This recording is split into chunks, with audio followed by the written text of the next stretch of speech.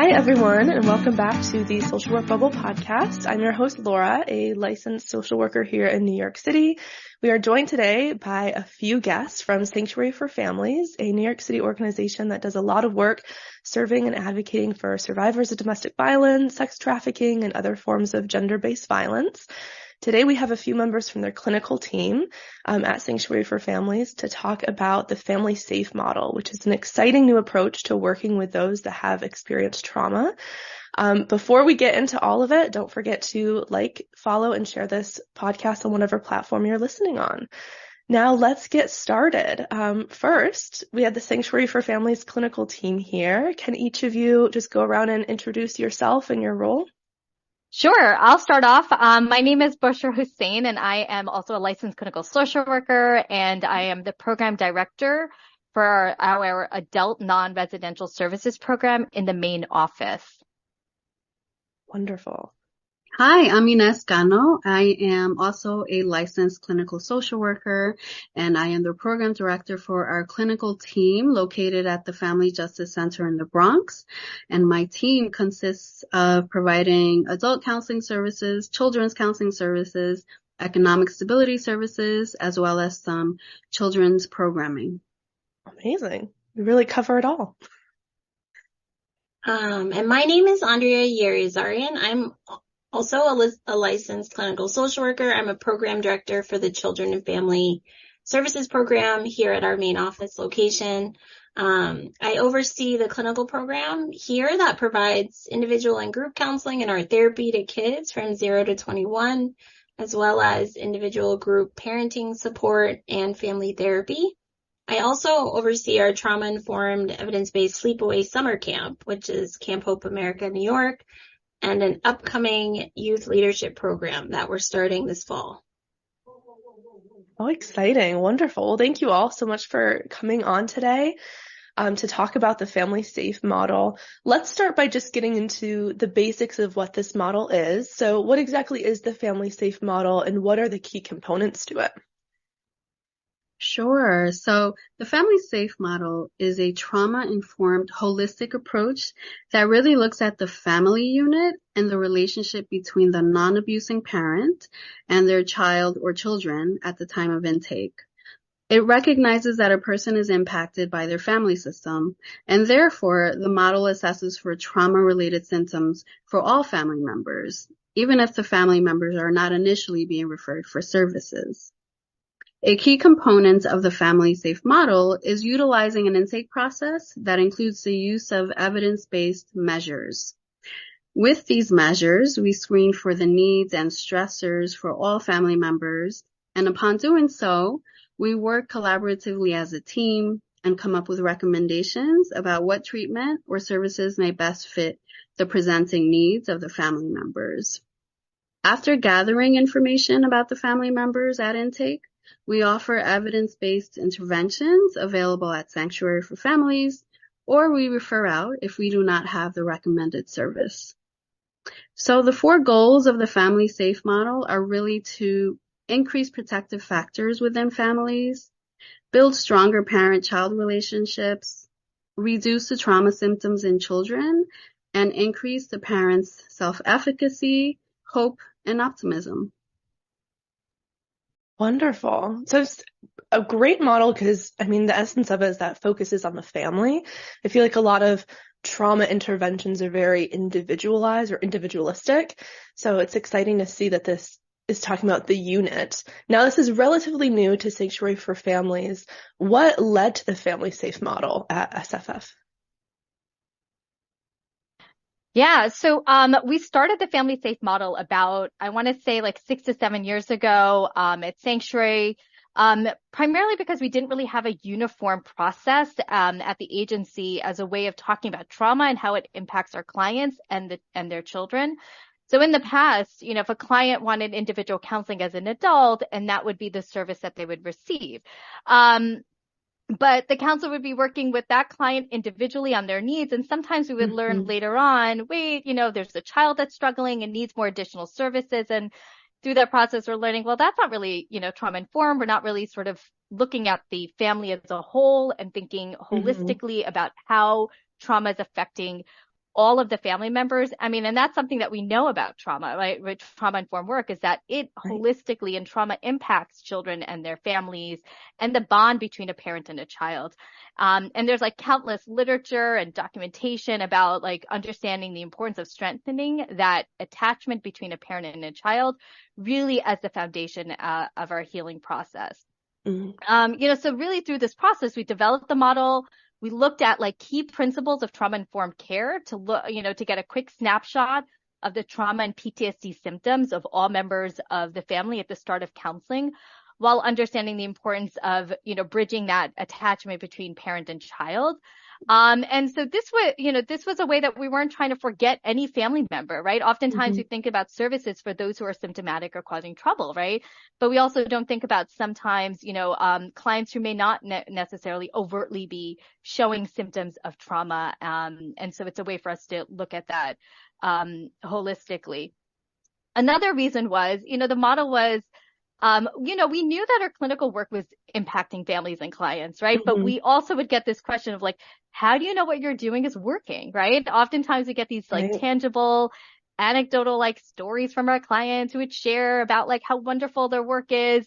But a lot of funders really sort of like would say, well, how do you know what you're doing is working? So we really sort of had to shift our way, in doing our work to really use key clinical evidence-based assessments to really guide our work and our findings, right? And what kind of clinical interventions do we want to administer? But then also, for the first time, we're having like numbers in front of us. So if we're doing these clinical assessments, we are now talking about PTSD and trauma, how it's affecting the caregiver, the family dynamic, and then the child. And so we can see like, how are we quantifying this and then working collaboratively on reducing these trauma and PTSD symptoms for the caregiver, for the adult, for the child, for the family overall. And then, that's really been beneficial is for us to be able to, to document that and to have that both anecdotally as well as evidence-based with numbers. Right. That's so exciting because, as a therapist myself that mostly works with individuals, there's so oftentimes I'm hearing of how like other family members are acting in response to trauma. And I'm thinking, it'd be so great if we could get everyone in the same room or like approach this from like that unit model. So it's exciting to see that kind of snowballed into something as helpful as this. Wonderful. Now, you had mentioned kind of seeing the impact and kind of getting positive feedback from clients anecdotally. What's been the impact of using this model at Sanctuary for Families? So I would say Bushra covered a lot of it. I think, like she identified, being able to have that quantitative information in front of us with numbers that we can share, not just with funders, but also with our clients as we use the measures assessments at different intervals throughout their time in the work with us. We're able to show them and go over with clients themselves, look, this is what it looks like. These are the changes that we're seeing in the measures from the answers that they're providing so that they can see themselves there is some change in how they're feeling and in the symptoms they're having. I think Ines and Bushra both mentioned this as well, that it does change how we view our clients. We see them as a whole family and not just individuals.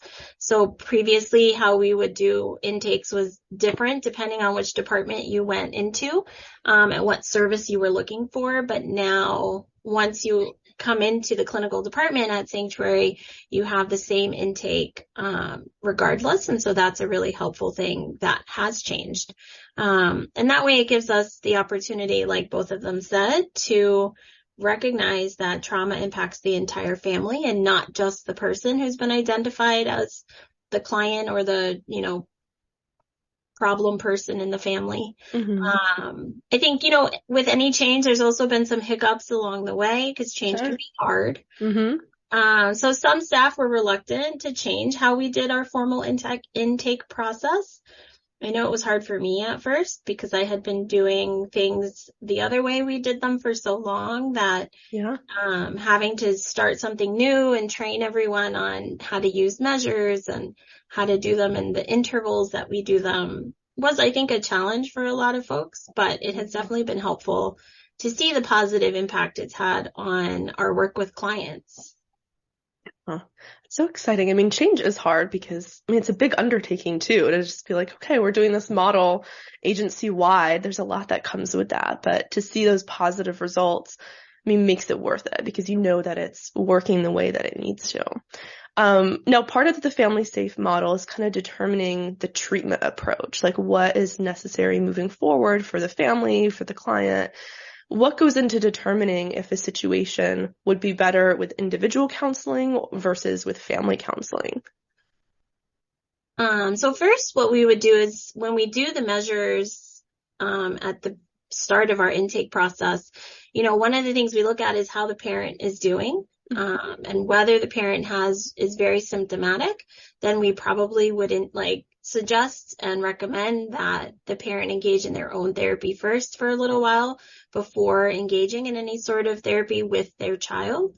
We do have some specific types of therapy treatment models that we offer that do recommend parent and child working together, which would be child-parent psychotherapy for kids who are 0 to 5.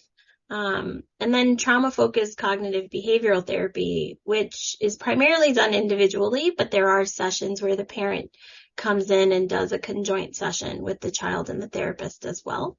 But again, we would really just want to make sure that parent and child both feel that they're more stable before we would bring them into a session together.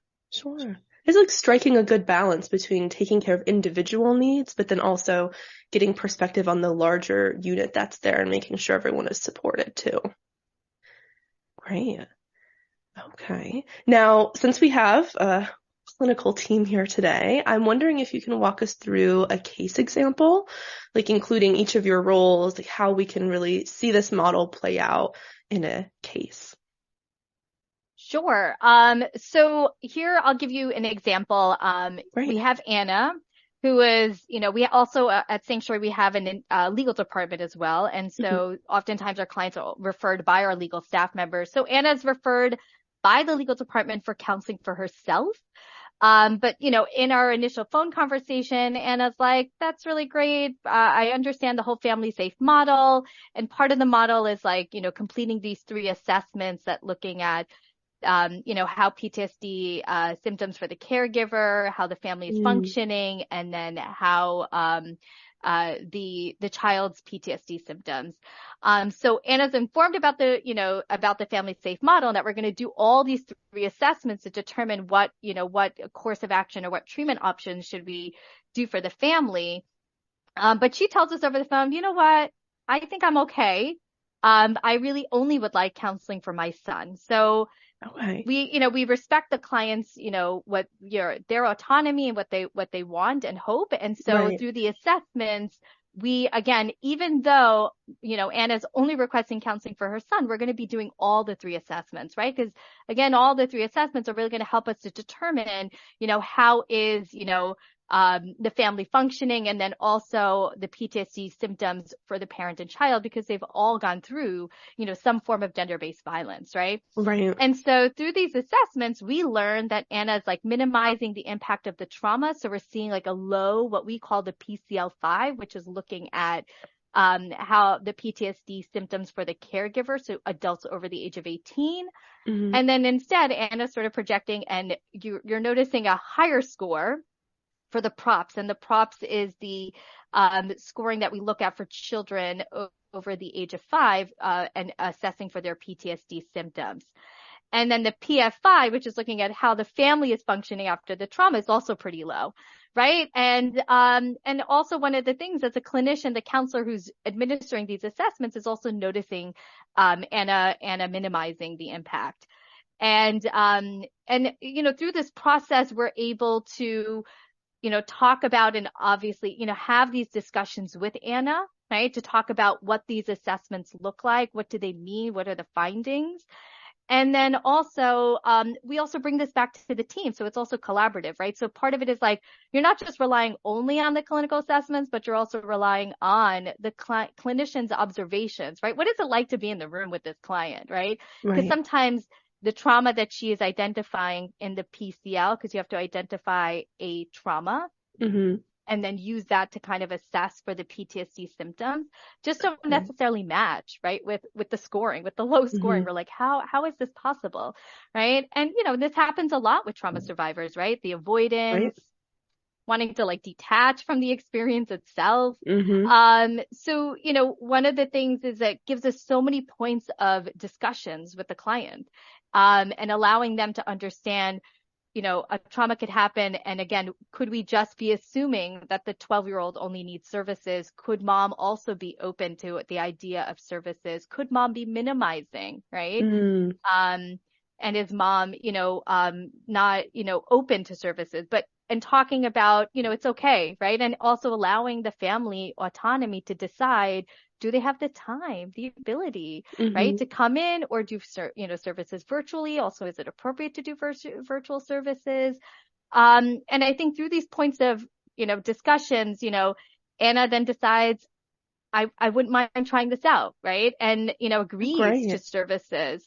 And I think building in that space and allowing us, areas of times and moments where we can discuss the findings of the assessments while also sharing our clinical observations, puts all these two things together. And the clients have a choice, right? A choice through this process, and both mom and son in this instance, like, started the family safe model, both engaged in services. So, I mean, I think it gives us a lot of opportunities to also come back, and we could administer a lot of these assessments. We administer them every 3 months. So again, another point of conversation, even if mom doesn't engage in services, is another place for us to intervene or to be able to share or to talk about how trauma is impacting the family overall.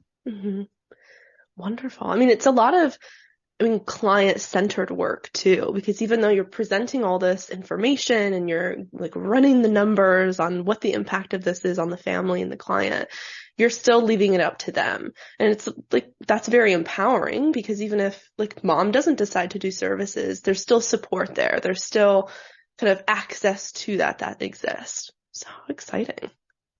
Now, what was each of your role like in a case like this? How do you show up and support a client?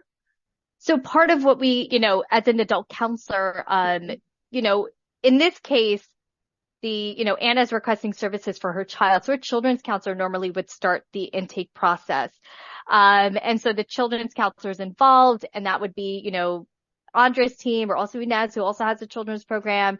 And so also it depends on different sites. But we collaborate, right? So we're also looking at availability in terms of services, like, are there availability for, if this is a child who's over the age of 5, for TFCBT, like trauma-focused cognitive behavioral therapy, right? So we're also looking at the agency across our sites to see, which site is best suited for the family. If they live in the Bronx, it would make more sense for them to commute to the Bronx. So a lot of coordination from the program directors and from the counselors to talk about, where should we service them, at what site, and what intervention? Should it be like CPP? Should it be TFCBT, right? There are all these different like clinical interventions.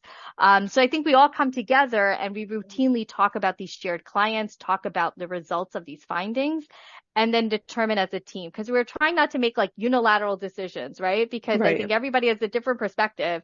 And then we're also looking at availability, timeline, maybe somebody's like closing a case and we could offer, services, because also a lot of staff members are trained in different modalities. So you also want to look at, across the team, what are some of the services? So I think, as an adult, as a children's counselor, part of the family safe model, it's brought us together to collaborate more and to talk about these shared cases, talk about these findings, and what those treatment options might look like across our teams. That's great, because there are so many differences just amongst clinicians, just amongst professionals. And so to have the same framework to work from and kind of collaborate in that way definitely allows for really effective care moving forward. Okay. Now, have there ever been experiences when a case didn't go as expected, and what would you have changed about the approach?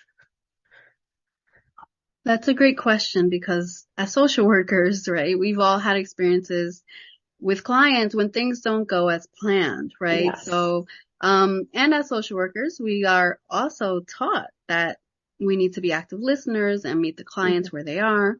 So the family safe model really allows for flexibility and meet the clients where they are, and not necessarily stray away from the intake process. So for example, if a client, let's say, is highly symptomatic in our initial interactions, we can change the order of the implementation of the measures, and we can consider maybe utilizing a measure that focuses on family strengths and wait to use the measure that assesses for PTS symptoms until the second or third time that we meet. Sometimes clients are dealing with a lot of instability with regard to housing, food, finances, or other concrete needs. So the model allows for us to assess what these needs are and then also address these concerns first before we consider moving on to assessing for trauma symptoms. So at Sanctuary, we're pretty fortunate to have case managers and other staff who can simultaneously work with clients in these areas while we are assessing for counseling needs as well. So of course, there are times when family safe may not be appropriate at all. And I think Bushra is going to talk a little bit more about that later on. But so the whole point is that I think, we can definitely move things around to meet clients where they are, and still follow the model and provide the best service. Right. I think that's sometimes a concern when we talk about like a model, is that it's going to be so strict and we have to just do everything by the book. But there's so much flexibility here where, again, it's still very client centered and you can kind of do things as you need to still support what the client's needs are. Wonderful. Now, I know earlier we were talking about the impact of using the family safe model at Sanctuary for Families. What's the client feedback been like? So overall, I would say, client feedback has been generally pretty positive. From the beginning, we're naming a trauma. There's a lot of psychoeducation, that we're providing our clients from the very beginning about PTSD and their symptoms and really normalizing it. And again, by really naming it, it's like helping us to not avoid talking about it, because I think before, when we started this process, it was very client-centered and allowed clients to start where they were at. And obviously nobody wants to talk about the trauma, but really something has brought them here, right? The gender-based violence has brought them here. And so I think naming it is really helping us to have a shared language and understand that we're here to talk about trauma and be very trauma informed, and to be able to, to talk that through. The other thing is we administer these symptoms every 3 months. So we talk about change and process and what does that look like. I know for my clients, like having these every 3 months check-in, they're kind of like built in, where we're checking on how are they doing? How is the treatment going? How is the functioning?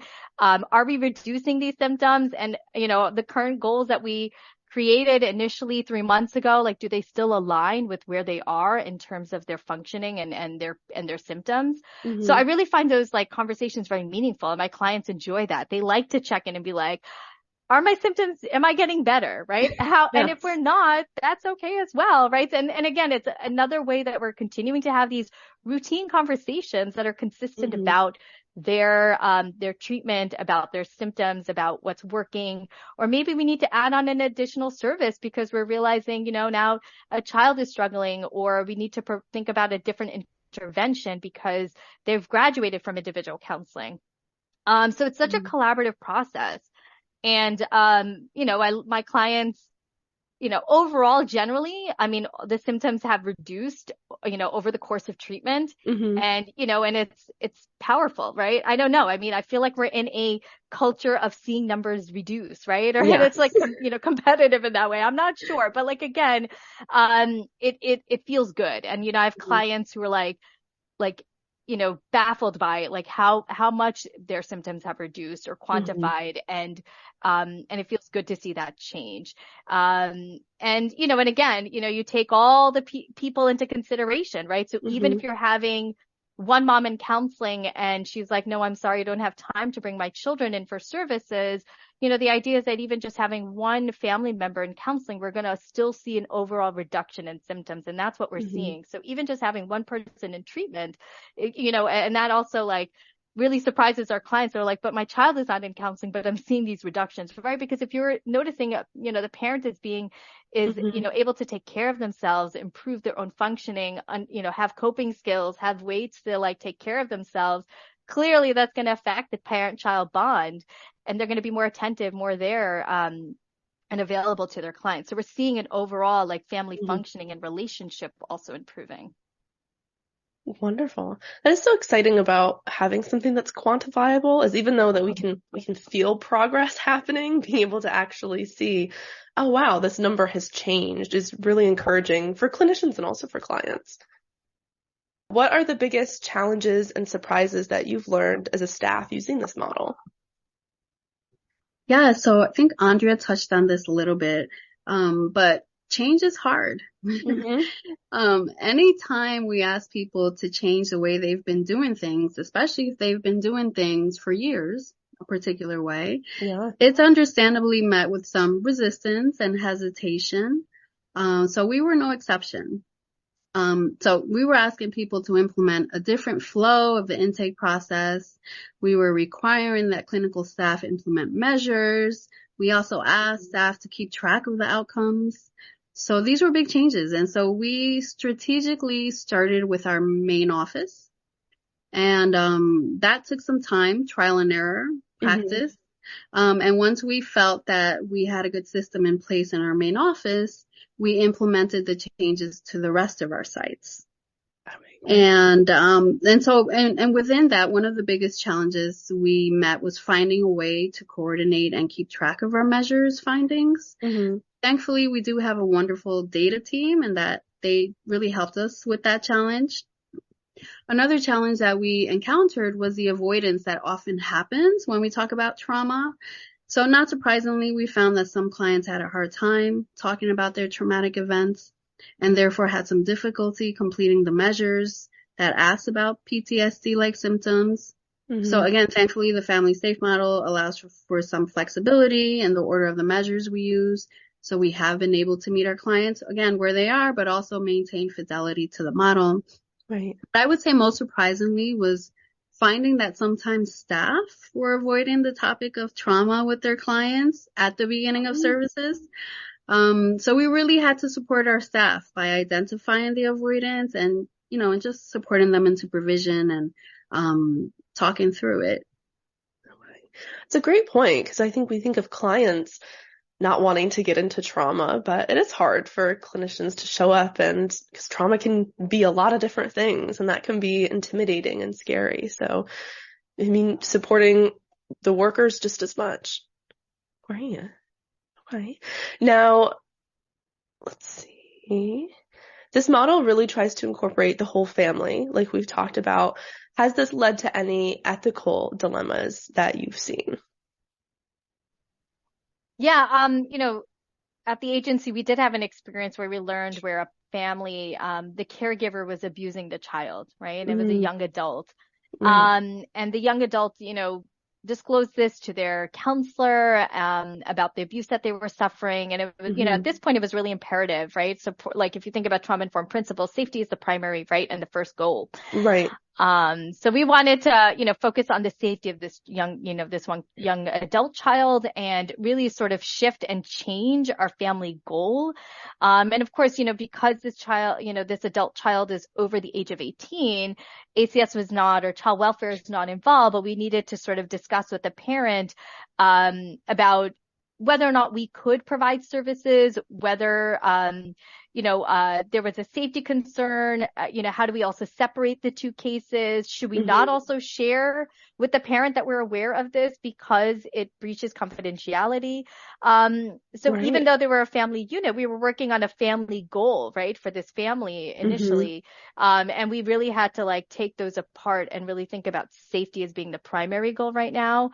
And how do we sort of minimize the abuse that the adult child is suffering, while also thinking ethically, what is this the right, fit in terms of services that we're providing for that family. Which one? Yeah. Very tricky situation that I'm sure many social workers in the child welfare, domestic violence realm I'm very familiar with. It's just that overlap and a very common ethical dilemma. Now, when we're talking about the family safe model, is there any situations where it would not be recommended, where it maybe wouldn't be a good fit for a client or a family? So I think in those situations, we think about a single client. So we have also a lot of clients in which they are caregivers, but their children might be living in another foreign country. And so they are still a caregiver and a parent. But because their children do not live with them, it's hard for us to completely do all of the assessments, right? Right. And the models, overall, right? So we think about, usually for those clients, for those single clients, we're just going to be doing the PCL5, which is looking at the PTSD symptoms for the adult. And then also I know my other colleagues had mentioned, if there's unsafe situations, right? So if they're living with the abusive partner, living with a, in the abuse itself, and they're in a crisis, this would not be the time to do clinical assessments, right? It is really about crisis intervention. How do we make sure that the client is safe, their children are safe? And at this point, it is not about gathering some of that information, but safety planning and helping them either look into, domestic violence shelter options, orders of protection, and things like that. Also, if a client, presents as homicidal or suicidal, right? So if they are actively have these thoughts of suicide, self-harm, this is also not the time, right? Where we don't want to bring up, PTSD and trauma symptoms, but we want to safety plan with the client to make sure, do they need hospitalization? Do they have resources, community resources, supports in their home or in their community around them that they can go to? And then also if they're not a gender-based violence survivor, right? So, there are oftentimes a lot of situations that can mirror gender-based violence experiences. But if there's no power and control dynamic and there's patterns of these abuse and violence throughout their lives, it's, and again, we, particularly at our agency, we don't service those clients. So, I think those are the main three or a couple of points where, the model wouldn't be recommended. Right. Which makes sense, especially when we talk about the safety component. We can't really do much else if there's a concern for safety. Now, as we're wrapping up, if agencies or social workers want to prioritize incorporating this family safe model and just one change in their workplace, what would be the most effective step in that direction? I think seeing the family as a whole and not just individual people operating kind of out there on their own in the world has really definitely created a big change in our work. Oftentimes I think when there are issues in a family, there's a family member who's identified as the problem person or the identified client, and without being able to look at everyone in the family and see how everybody is doing. And we know that trauma impacts everyone differently. And so I think a big change is being able to assess how is everybody doing and being able to offer that support to each person in the family as recommended, as long as they're willing to.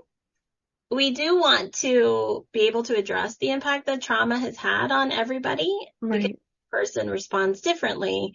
And in order to do that, we really have to know how they're all doing. And then being able to see changes and recognize and track changes has definitely created a big change in how we do our work. Absolutely. I find even myself, especially when I first started working, being scared of the family dynamic, family therapy and that. But it's such a helpful approach when you look at things from that unit where obviously you can still do individual work, but it offers a totally new perspective to check in with everyone and to kind of see where everyone is at because it's all coming together and affecting each other. All right. I would also, sorry. Go ahead. I would also say finding a way to highlight the many strengths that already exist within your clients and their family system. It's really easy to focus on the quote unquote problem areas, right? Right. And so we can easily overlook the resiliency and protective factors that already exist. So this not only helps us to identify so that we can know what to build from, but it also, once we reflect these back to our clients, it helps them to see their own strengths and really instill some hope.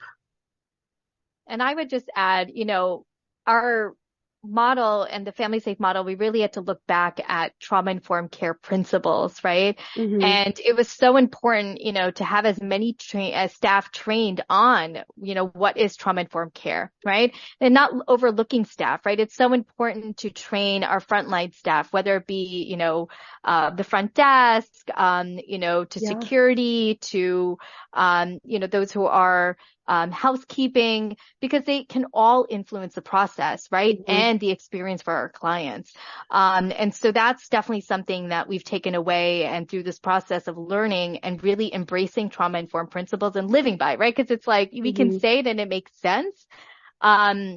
But having everyone's buy-in, not only clients, not only staff, the counselors, but all staff, whether they're working in billing and finance and they will never see a client, but also just understanding like their work and how that really, relates to trauma-informed care, right? The work that they're doing is all about supporting, empowering, providing hope and optimism, and working towards, building this parent-child relationship, through their work.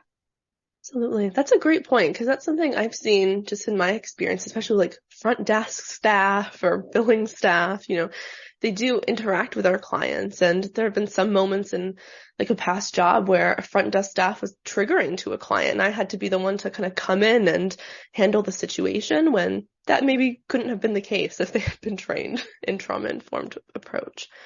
Wonderful. Well, this has been really helpful. I mean, I think the family safe model, as we know from just your experiences and the numbers, that it's really, really helpful. Thank you all so much for coming on to talk today, to bring us this information and your own experiences. For the listeners to get to know more about Sanctuary for Families here in New York, how they support the community, to keep up to date with them, you can check out their website, their social media. All of that fun information will be in the description. Sanctuary for Families is also offering trainings. They're looking for any interested agencies anywhere. It doesn't have to be in New York, because they also do virtual trainings. It can be on the family safe model. In the description, there'll also be a list of other trainings that they're doing as well. So it's a great support, and the contact information will be there if you want to get more training. But thank you all so much for listening. If any of this resonated with you, please share your thoughts in the comments, and we'll see you next time. Thank you all. Thank you. Thank you.